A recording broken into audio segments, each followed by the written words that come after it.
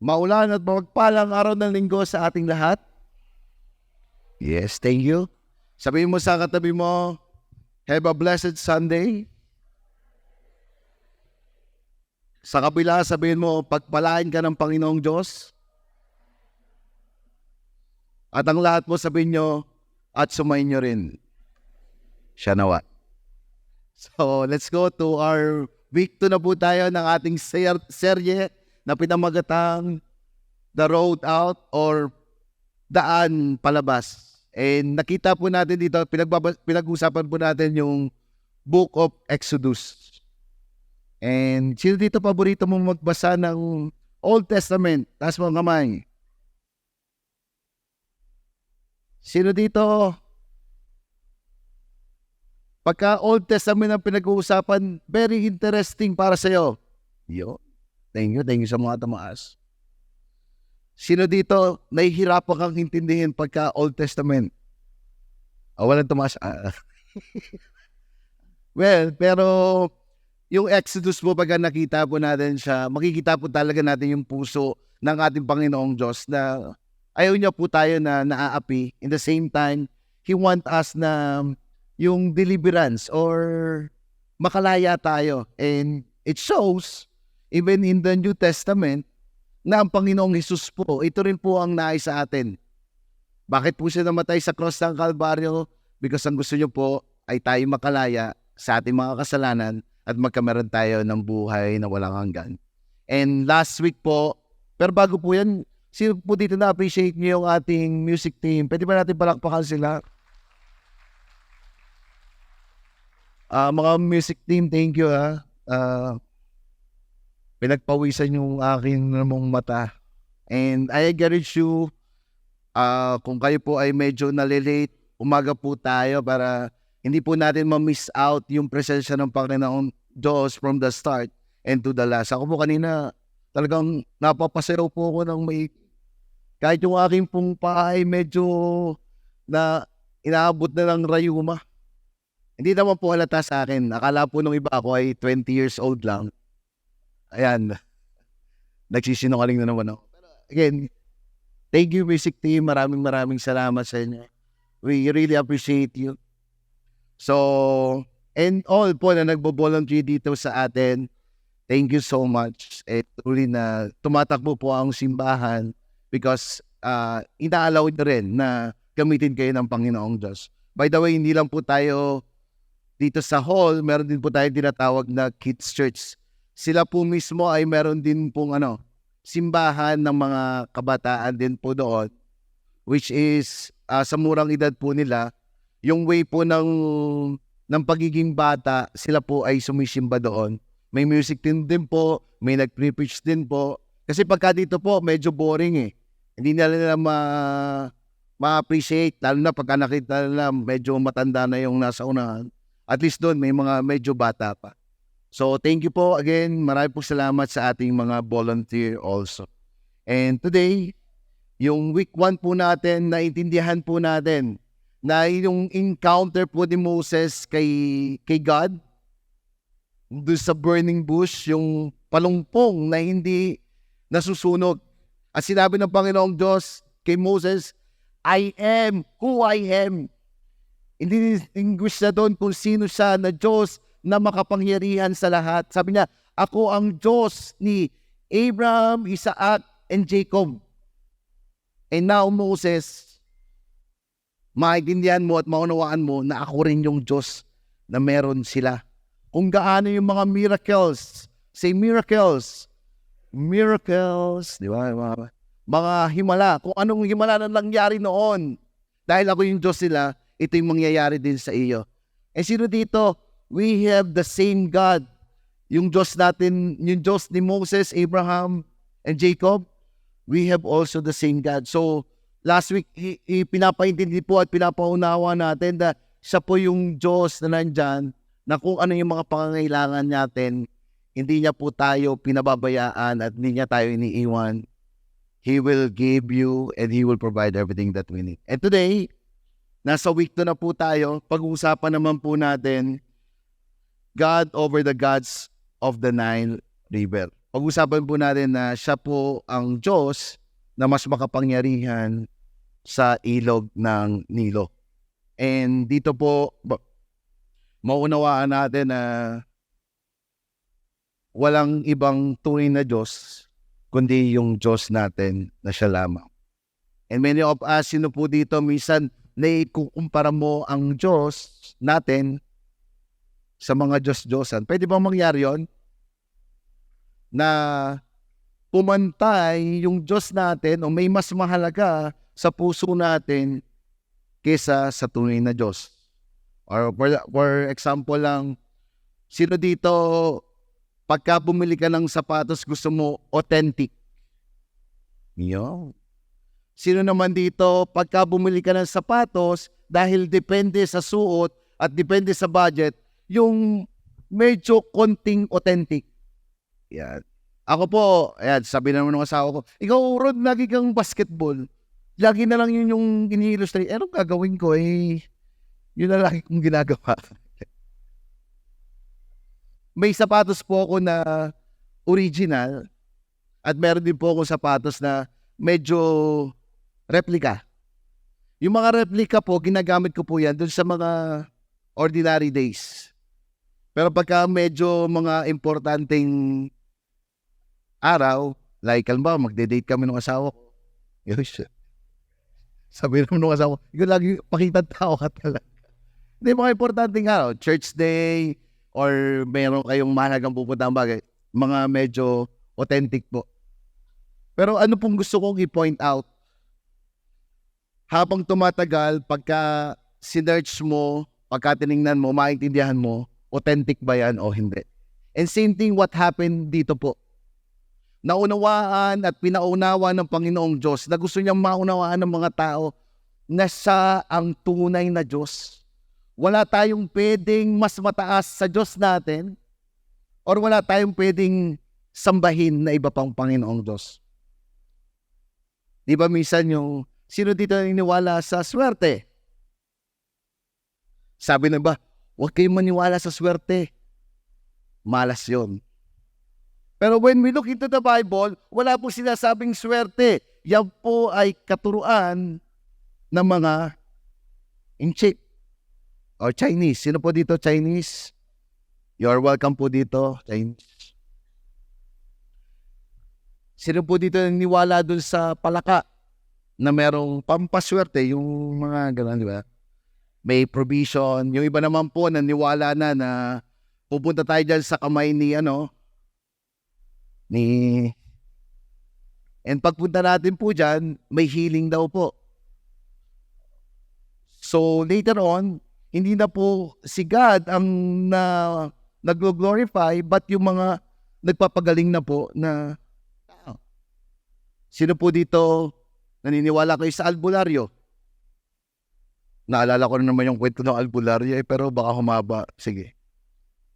COVID time, sabi ng albularyo, wala yung COVID na yan. Dalhin mo dito yung may COVID, pagagalingin ko. Hinipan. Sa ngalan ng pangalan ko, gagaling ka. Kinabukasan po, wala na. Wala na yung may COVID, wala na po siya, nandun na po. Dinala na po siya, at ano tawag doon? Kinwarranty na po, positive din po sa COVID. Pinapatawa ko lang po kayo. Pero sometimes, akala po natin, yung buhay natin, hindi natin inaakala na para bagang okay tayo sa yung Diyos natin. Pero when we scrutinize, or pagka sinaliksit po natin yung puso natin, may mas hihigit pa po sa Kanya. And this is also what happened sa mga Israelita, what happened dun sa mga Egyptian, dahil nga po, meron po silang mga pinapaniwalaan ng mga Diyos-Diyosan. And today, we will look kung sino nga ba yung tunay nating Diyos. And as we analyze our heart, let's go back to Him at tumingi po tayo ng tawad sa Kanya na siya po dapat yung ma-exalt natin. Can we all stand up for the reverence of the Word of God? Kaya po tayo tumatayo is paggalang po sa salita ng Panginoong Diyos. And buksan po natin ang ating Bible sa Exodus chapter 7 verse 14 and chapter 8 to 15. Medyo mahaba po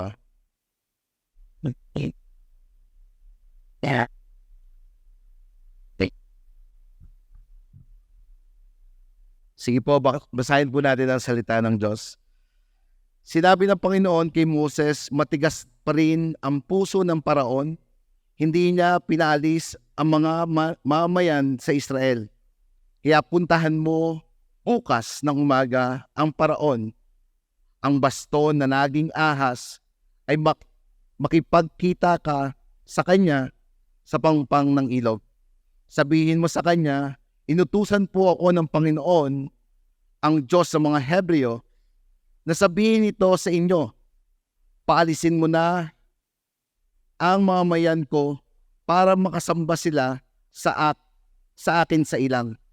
Pero hanggang ngayon, hindi mo ito sinusunod. Verse 17, ako ang Panginoon na nagsasabi, sa pamamagitan ng gagawin ko, malalaman mo na ako ang Panginoon. Sa pamamagitan ng bastong ito, hahampasin ko ang tubig ng Nilo at magiging dugo ang tubig. Mamamatay ang mga isda at babaho ang ilog at hindi makakainom dito ang mga Ehipsyo. Sinabi pa ng Panginoon kay Moses, sabihin mo kay Aaron na iunat niya ang kanyang baston sa lahat ng tubig ng Ehipto, sa mga ilog, sapa, kanal, at sa lahat ng pinag-iipunan ng tubig, at magiging dugo ang lahat ng ito. Ganito ang mangyayari sa buong lupay ng Ehipto, kahit na ang mga tubig sa mga sisidlang kahoy o bato ay magiging dugo. Sinunod nila si Moses at Aaron ang inuutos ng Panginoon. Habang nakatingin ang Paraon at ang kanyang mga opisyal, itinaas si Aaron ang kanyang baston at tinampas ang ilog ng Nilo at naging dugo ang tubig. Kaya hindi nakainom ang mga Ehipsyo sa naging dugo ang lahat ng tubig ng Ehipto. Nagawa rin ito ng mga Ehipsyong salamangkero sa pamamagitan ng kanilang salamangka, kaya matigas pa rin ang puso ng Paraon. Hindi pa rin siya nakinig kila Moses at Aaron. Gaya ng sinasabi ng Panginoon, bumalik ang Paraon sa palasyo at hindi pinansin ang nangyari. Nagukay ang mga Ehipsyo sa palibot ng ilog para makakuha ng tubig na inumin dahil hindi nila mainom ang tubig sa ilog. Verse 25, pagkaraan ng 7 araw mula nang hampasin ng Panginoon ang ilog na Nilo sa magitan ni Aaron. Chapter 8, sinabi ng Panginoon kay Moses, puntahan mo ang Paraon at sabihin mo sa kanya, ito ang sinasabi ng Panginoon, paalisin mo ang mamayan ko para makasamba sila sa akin. Kung hindi mo sila paalisin, pupunuin ko ng mga palaka ang inyong bansa. Mapupuno ng palaka ang ilog ng Nilo at papasok ito sa palasyo mo, sa kwarto at kahit higaan mo. Papasok din ang mga ito sa bahay ng mga opisyal at mga mamamayan mo, at pati ang mga pugon at sa pinagmamasahan ng harina. Tatalunan ka ng mga palaka, pati ang mga mamamayan at ang lahat ng opisyal mo.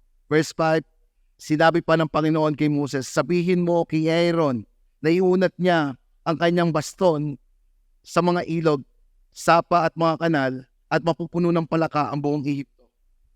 Gaya ng iniulat ni Aaron ang kanyang baston sa mga tubig ng Ehipto at lumabas ang mga palaka at napuno ang buong Ehipto. Pero ginawa rin ito ng mga salamangkero sa pamamagitan ng kanilang salamangka. Napalabas din nila ang mga palaka sa tubig ng Ehipto. Ipinatawag ng Paraon sina Moses, Aaron at sinabi sa kanila, manalangin kayo sa Panginoon. Tanggalin niya ang mga palakang ito sa aking bansa. Grabe, no? Yung Paraon na yung nagpadasal. At palisin ko ang mga kababayan nyo para makapaghandog sila sa Panginoon. Verse 9, sinabi ni Moses sa Paraon, sabihin mo sa akin kung kailan at mananalangin. Ako'y mananalangin para sa inyo, sa mga opisyal, sa mga mamayan mo, para mawala ang mga palakang ito sa inyo at sa bahay nyo. At ang matitira na lang na palaka ay ang mga nasa ilog ng Nilo. Sumagot ang Paraon, ipanalangin mo ako bukas. Sinabi ni Moses, matutupad ito ayon sa sinabi nyo para malaman nyo na walang ibang tulad ng Panginoon naming Diyos. Mawawala ang lahat ng palaka sa inyo maliban sa nasa ilog. Pag-alis nila Moses at Aaron sa harap ng Paraon, nanalangin si Moses na alisin ang mga palaka at pinadala niya sa Ehipto. At ginawa ng Panginoon ang pinakiusap ni Moses. Namatay ang mga palaka sa mga bahay, mga hardin at mga bukid. Tinapon ito ng mga ibso at ibinunton dahil ito'y bumaho sa buong Ehipto.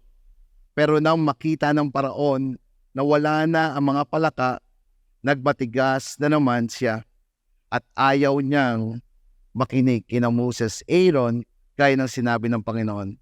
Ang salot ng mga lamok, sinabi ng Panginoon kay Moses, sabihin mo kay Aaron na ihampas niya ang kanyang baston sa lupa at magiging lamok ang mga alikabok sa buong lupain sa Ehipto. Sinunod nila ito, kaya nang hampasin ni Aaron ang kanyang baston, ang lupa naging lamok ang mga alikabok sa buong lupain ng Ehipto at dumapo ang mga ito sa mga tao at mga hayop. Verse 18, tinangkari ng salamangkero na gayahin ito sa umagitan ng kanilang salamangka, pero nabigo sila. Patuloy nagsidapo ang mga lamok sa mga tao at mga hayop. Sinabi ng mga salamangkero, Paraon, ang Diyos ang may gawa nito, pero matigas pa rin ang puso ng Paraon at hindi siya nakinig kina Moses at Aaron gaya ng sinasabi ng Panginoon. Tayo po manalangin. Panginoon, marami pong salamat sa oras na to. We pray, nung binasa pa lang namin ang iyong salita, maunawaan namin na ikaw ang pinakamapangyarihang Diyos. Lord, thank you that it is you also who remove sa aming mga puso. Yung puso namin na parang we try na kami yung maging savior ng buhay namin or malimutan yung ginawa mo sa cross ng Kalbaryo. But today, thank you, Lord. It is you, Lord, who refresh us. It is you who religionize us, who revive us today, Lord, that we will understand na ikaw lang ang Diyos na makapangyarihan sa lahat. In Jesus' name we pray. Let's everybody say, Amen. Sige po, marami pong salamat. And again, yung passage na pinasa po natin, ito po yung tatlong peste na nangyari. Ang unang peste na nangyari, yung river po ng Nile nag-turn into blood.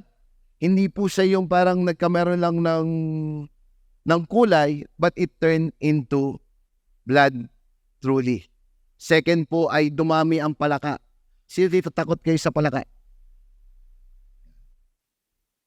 Sabi dun, sobrang dami ng palaka na nakarating pa din doon sa mga bahay ng mga opisyal at even doon sa Pero. And last, sino dito galit ka rin sa lamok? Sabi dun yung lamok naging, yung alikabok,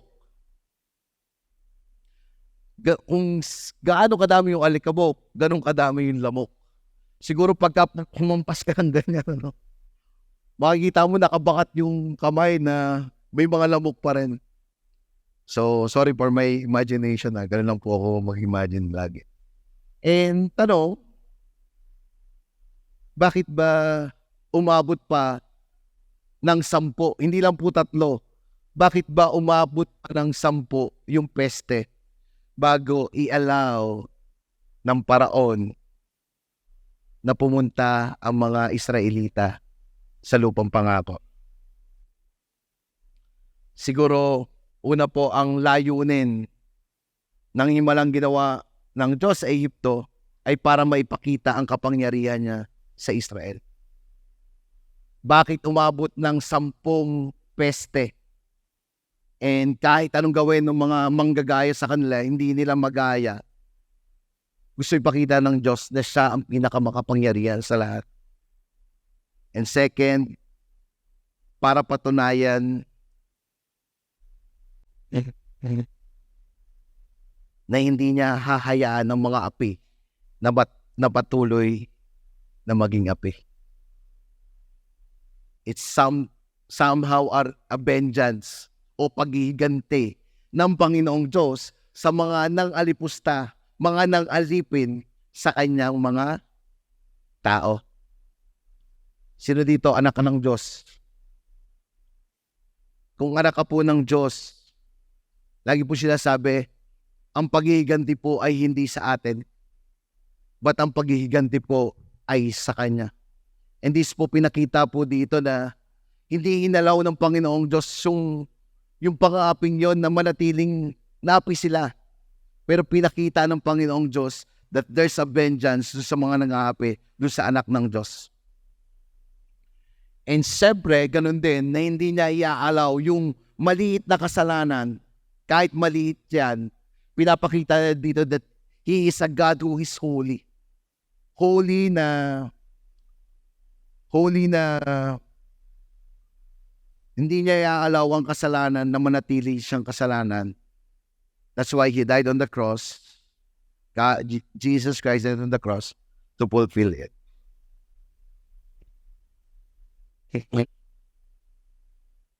So, yung binasa po natin bago tayo dumako dun sa tatlong peste, ito po parang nagkameron po ng showdown. Diba? Ito na nga po. Doon sa burning bush, si Moses.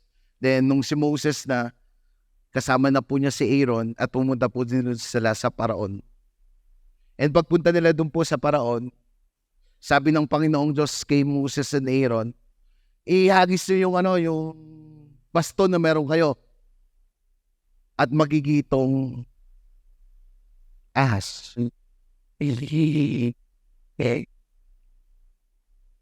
Pero yung mga matatalino at saka yung mga salamangkero ng Paraon, hindi po nagpatalo. Ha? Kala mo, ikaw lang may kaya niyan? Ako din. Kami din. Naghagis din po ng baston. Paghagis ng baston, naging din po mga ahas. Yung iba, kobra. Sino may sa kobra? Hindi, huwag na. Paano nyo po yung ginawa doon sa kobra? O sa ahas? Kinain po isa-isa nung ahas ni Moses. So parang pinapakita dito na yung parang may nakita ba kayo, may kakilala ba kayo nagyayabangan? Ikaw isa lang, sa amin marami.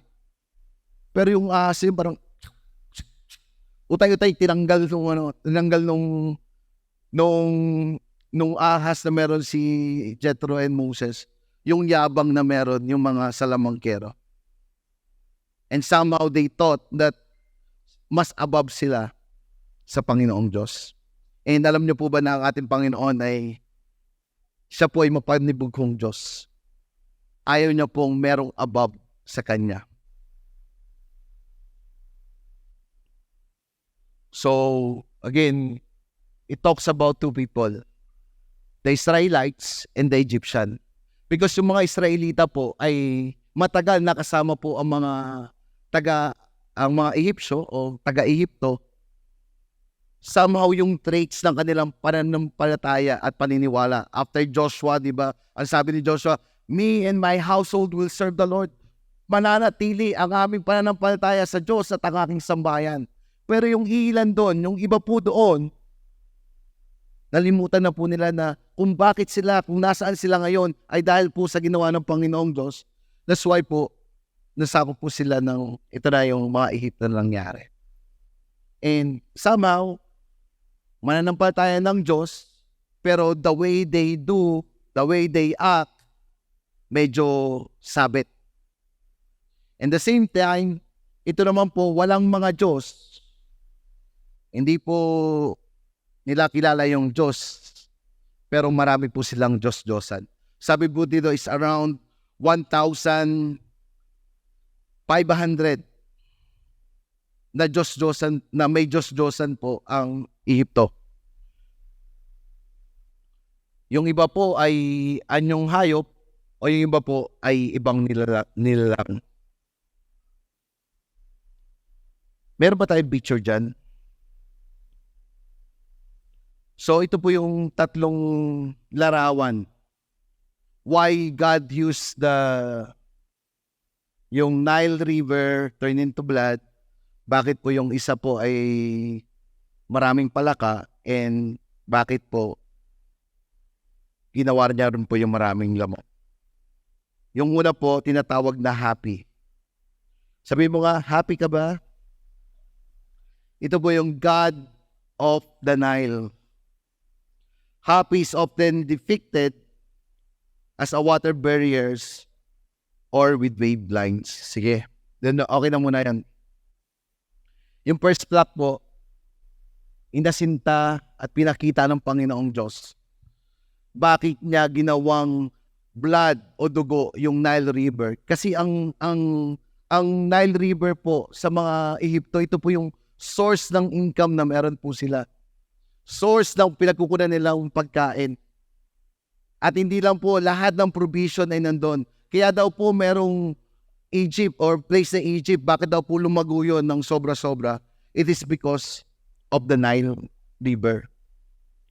Sabi dito in verse 14, sinabi ng Panginoon kay Moses, matigas pa rin ang puso ng Paraon. Hindi niya pinalis ang mga mayan ng Israel. Skip tayo in verse 18. Sabi dito, verse 17, ako ang Panginoon na nagsasabi sa pamamagitan ng gagawin ko. Malalaman mo na ako ang Panginoon sa pamamagitan ng bastong ito. Hahampasin ko ang tubig na Nilo at magiging dugo ang tubig.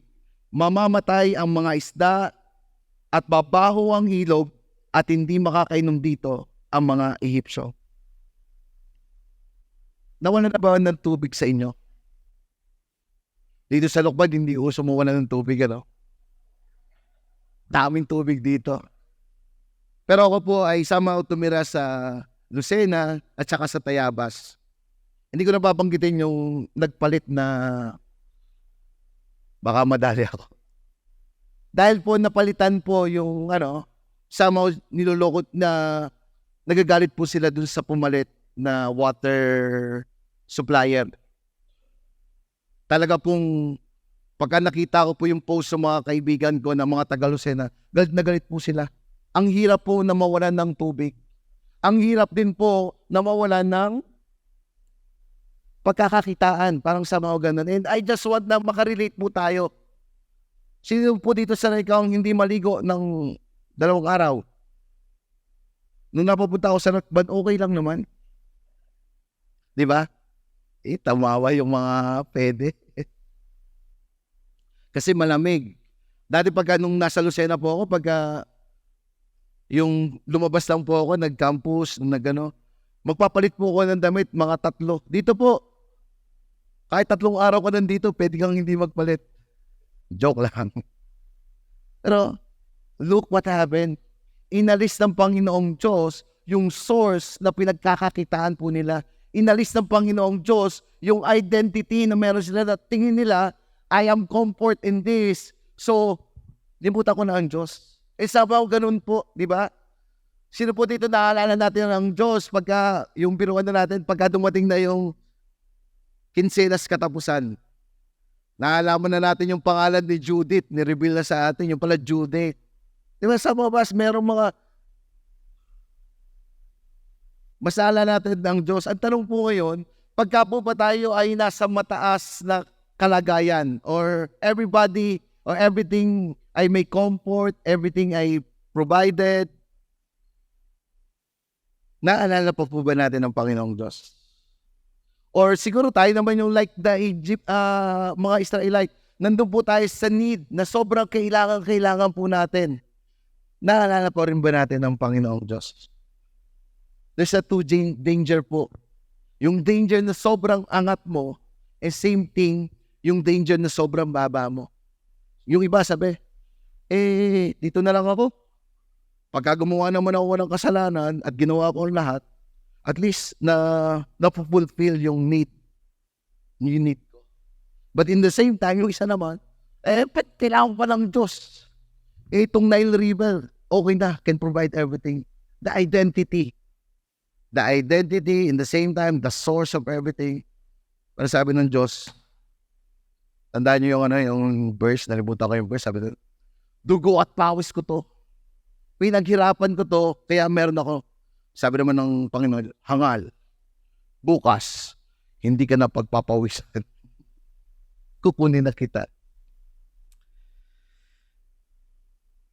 God revealed that He is a God who can really provide everything that we need. Ang unang salot ay binabalik na ang seguridad at pagkakakilanlan ay tanging matatagpuan lang natin sa Panginoong Diyos. And if I ask you today, saan ang seguridad mo? Sa pera ba? Saan ang seguridad mo today? Sa kalusugan ba na meron ka ngayon? O doon sa tao na iyong sinasandalan? But look what God did. Dyan ba? Sige, kukunin ko yan. Hindi ko alam kung gaano nagkagulo doon sa Egypt. Alam niyo po yung Egypt? Yung Palusena, papunta dito, yun yung Egypt. Yeah. Masyado kayo seryoso eh. Egypt, hindi ko alam kung walang tubig, walang isda, wala tayong pera. Sino dumaan doon? Pagka dumukot ka dito, lagi mo na lumalabas doon. Ako sabaw. And truly, when you look into us, yung sarili natin, sabaw, may iba tayong Diyos. Gusto pong ipaunawa ng Panginoong Diyos that He is a Lord who is sovereign. Ano man po ang pinagdadaanan nyo, ano man po yung sitwasyon na meron tayo, He is a great source na meron tayo. Sabi po sa salita ng Panginoon, do not worry. Let tomorrow worry about itself. Huwag kang mag-alala. Hayaan mo yung kinabukasan na mag-worry sa kanyang kinabukasan. Sino dito, tingnan mo yung katabi mo. Sino dito may katabi kang mukhang gutom? Dalawa lang yan, mukhang gutom o mukhang busog. Tingnan mo yung buhay mo. Di ba? May lackness, may kakulungan tayo. Pero, among you are blessed.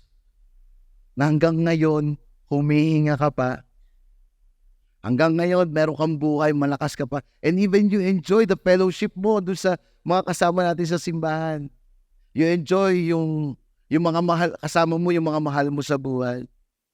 Again, God is sovereign.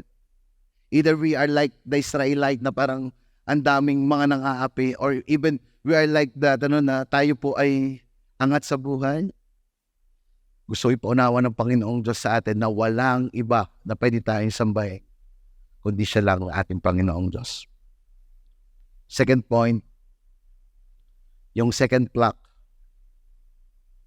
Hindi ko na po kasi nung babasahin yung verse, pero hope sa bahay po, basahin po natin na.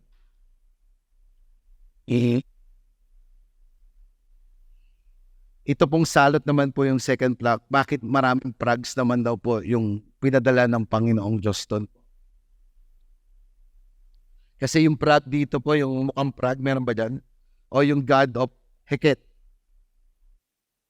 God of fertility, water, and renewal.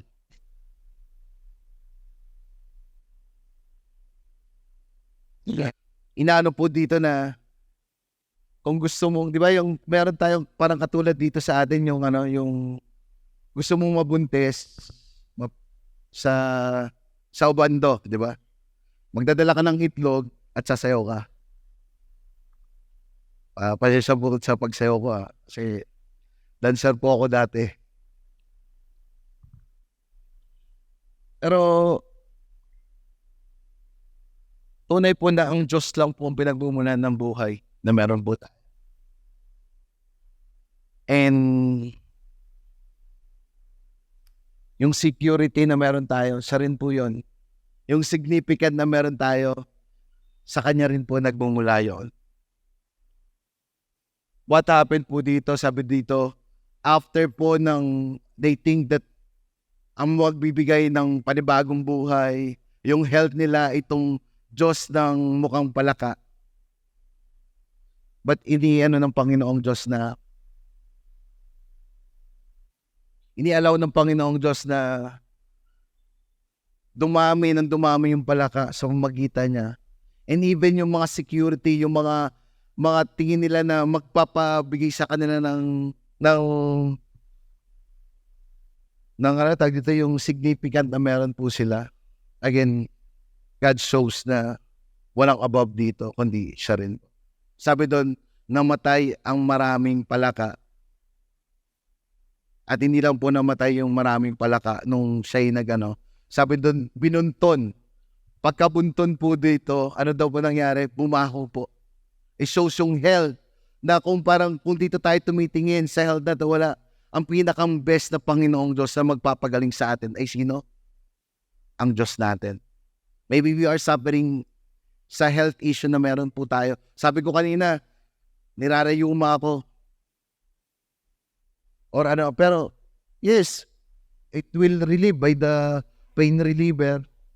Pero in the end of the day, siya yung pwede natin puntahan at lapitan. Nakakatuwa po dito yung verse na even yung paraon. Ano sabi ng paraon? Tinuruan ng Diyos na magdasal yung mga unbeliever in this scenario. Sabi ng paraon, ipagdasal mo nga Moses. Moses, pagdasal mo na mawala na itong mga palakang nito. Siguro habang sinasabi ng paraon nun, may palaka dito. Kokak. Ako, ayaw ko po nung palaka. Ew. Nag-dissect kami ng palaka. Pero, ayaw mo yung texture. Ayaw mo. Pero because siguro yung incomfort, hindi nila maintindihan. Pero siguro si Moses at saka si Aaron, hindi ko alam. Pag dumaan ba sila dahil baka yung mga palaka nag-aalisan. Nakita nung paraon, ginaya naman po ng ibang mga matatalino at saka mga salamangkero yung ginagawa ni pero they fail. Ang sabi doon sabi rin nung parang pagdasal mo. Sino po dito may lumapit na sa'yo na nagsabi sa'yo pagdasal mo sila? Especially the unbeliever.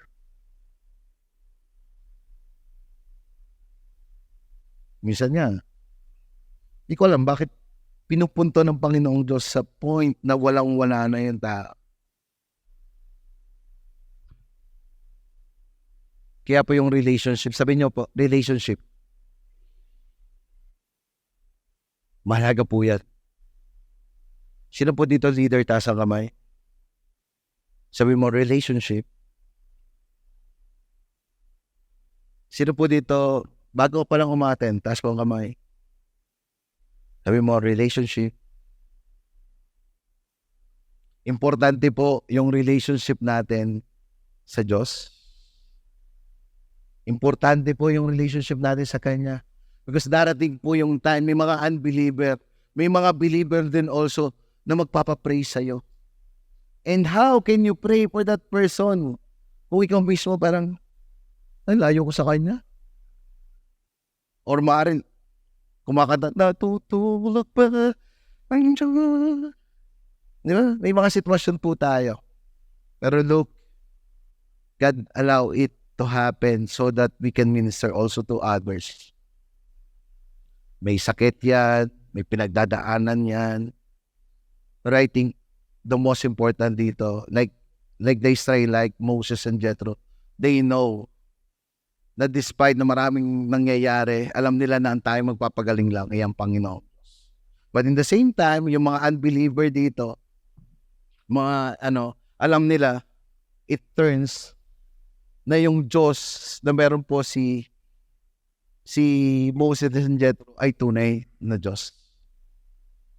You are a leader, wag lang po tayo correct ng correct. But make it sure you have a relationship to the person.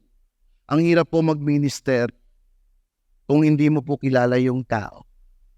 And hope that as a Victory Group member, leader, makita ng tao, nagmi-minister to sa akin because may Diyos siya. Very important po yung relationship. In the same time, yung mga lumapit po sa iyo, yung mga lumalapit din po, yung mga bago pa lang po simbahan, mahalaga din po na meron po tayong relationship doon sa mga tao na nandito. Why? In the time of need na po natin, sino po yung mas dapat dating lapitan? Hope ang lapitan po natin ay yung meron din pong relasyon sa Panginoong Diyos. May Diyos din naman siya. Pagka po ang Diyos niyan, lahat naman po may Diyos. Pagka si Hinebra, sino dito naging Diyos mo si Hinebra? Si San Miguel pala. San Miguel, sorry, mali. Mali na naman yung joke ko. Sabi ko, Pastor, mali na naman yung joke mo. Di ba? Wala po, ang iano lang sa iyo, ito lang, will But again, it shows dito po na Moses understand also to minister din sa mga tao. But again, hindi po pa rin inalaw ng Panginoong Diyos na dumating pa rin po yung point na hindi pa rin niya pinalaya yung mga Israelite because gusto po ng Panginoong Diyos na makapaghiganti din pa rin po yung mga Israelita. God is the only true source of life, security, and significance. Ang tao po, maraming Diyos-Diyosan. Huwag po natin ipagpalit ang tunay na Diyos sa mga bagay o sa tao. Patuloy po tayo magtiwala na siya ang nagbibigay sa atin ng mga pangangailangan natin. Last block po na meron po kung gustong i-point out yung nuts. Verse 16 to 19. Exodus 8, verse 16 to 19. Sinabi ng Panginoon kay Moses, sabihin mo kay Aaron na iampas niya ang kanyang baston sa lupa at magiging lamok ang mga alikabok sa buong lupain ng Ehipto. Sinunod nila ito, kaya nang hampasin ni Aaron ang buong lupain ng Ehipto, sinunod nila ito, naging lamok ang mga alikabok sa buong lupain ng Ehipto at dumapo ang mga ito sa mga tao, sa mga hayop, tinangkari ng mga salamangkero na gayahin sa umagitan ng kanilang salamangka. Pero nabigo sila. Patuloy na nagsidapo ang mga lamok at sa mga tao at mga hayop. Sinabi ng salamangkero ng Paraon, ang Diyos ang may gawa nito. Pero matigas pa rin ang puso ng Paraon at hindi nakinig kay Moses. Kaya, gaya ng sinabi ng Panginoon, in this time, in this moment, the Egyptian, the magician, admitted na natalo po sila ng Panginoong Diyos. Bakit sabi doon? Wala na eh. Kasi di ba, somehow, kaya naman nilang gayahin eh. May mga magic din naman sila eh. Or merong somehow kapangyarihan. Pero in this time, in this moment, sabi nila, alaws na, wala na. Diyos na po ang may gawa niyan, Paraon. Wala na po, at di na po natin kayang gayahin.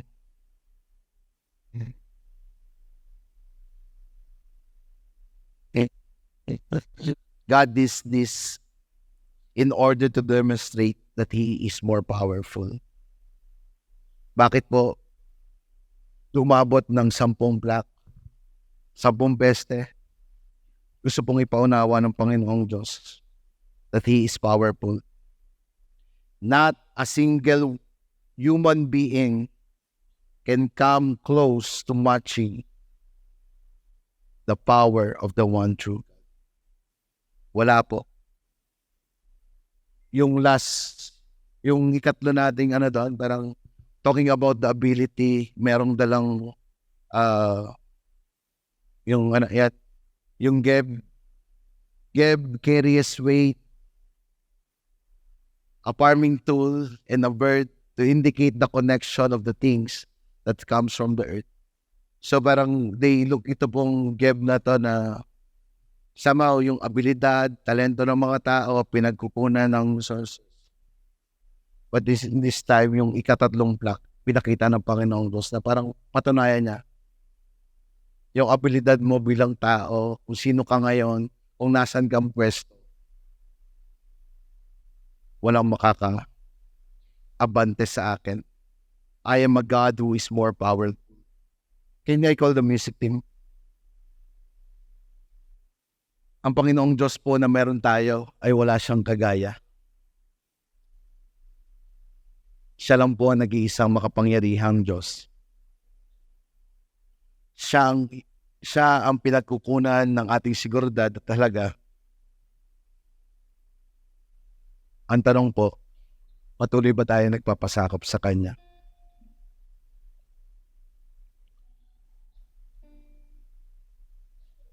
The passage teach us, as I conclude, God is all powerful sa lahat ng peste na ating pinagdadaanan.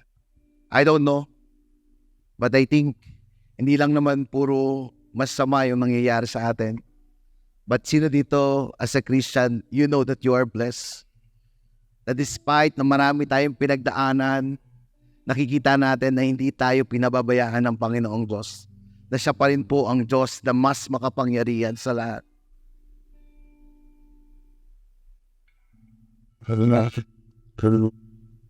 And is also tell that God is just,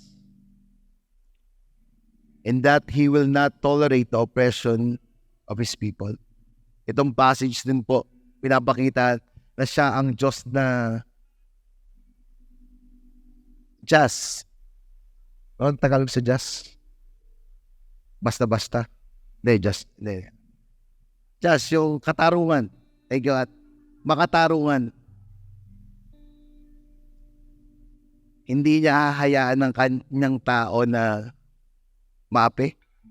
Sino po dito parang when you look sa, di ba yung mga hearing sa Senate ngayon, di ba parang sabi doon, marami naman nakukulong hindi dahil nagkasala, pero yung iba nakulong dahil tinaniman lang. Again, dito po pinapanawa, siya rin po ang Diyos na hindi niya ito-tolerate ang oppression. Siya ang Diyos na maawain, and He is willing to forgive those who repent. In this passage din po pinapakita, God is merciful. I don't know kung yung ibang mga Ehipto dito ay ligtas. Posible kaya? Kasi may point po na they pray to the God of the Israel. They understand na walang iba mas makapangyarihan kundi siya pa rin.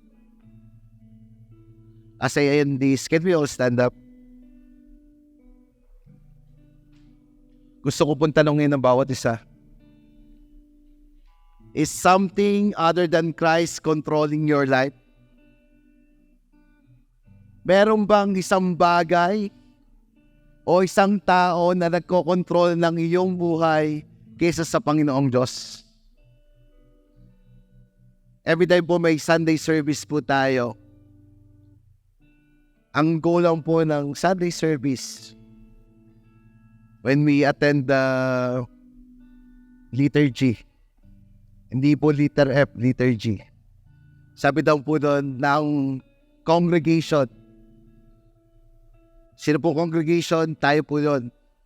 Tayo po yung mga mananampalataya ng Panginoong Diyos. Sabi doon po, maintindihan, maunawaan natin na siya ang nag-iisang Diyos na makapangyarihan. That the people will end up worshiping Him. That people end up being repentant. As we understand kanina kung sino siya, sobrang makapangyarihan niyang Diyos. Naintindihan natin na walang magre-remain sa atin dito. That even me po, when I doing this message, dami ko ng sorry kay God.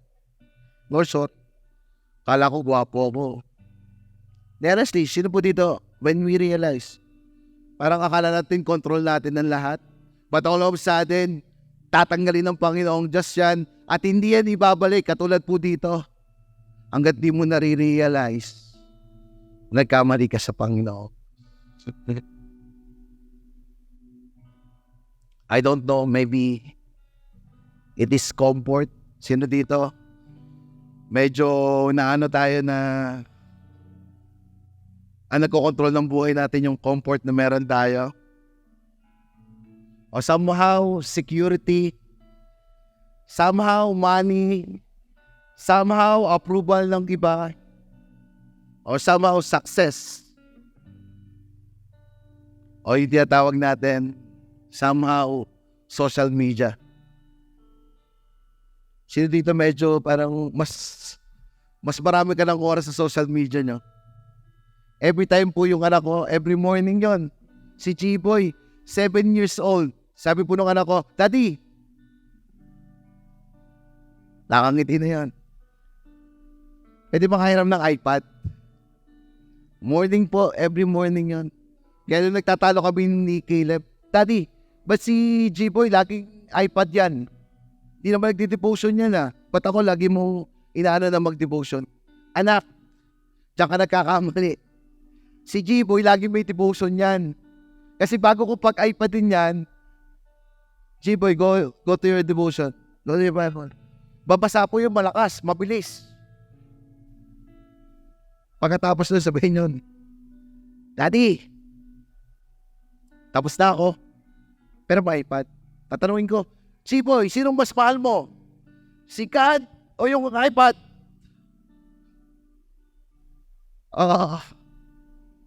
Siyempre si God. I don't know. Maybe some of us, we know that pagkatanong ko kayo dito, sino ang Diyos naman? Sino mas makapangyarihan? Pwede natin sabihin si God. Tama? Pagkatanong ko kayo, sino yung mas mahal natin? Pwede natin sabihin si God. Pero you know what?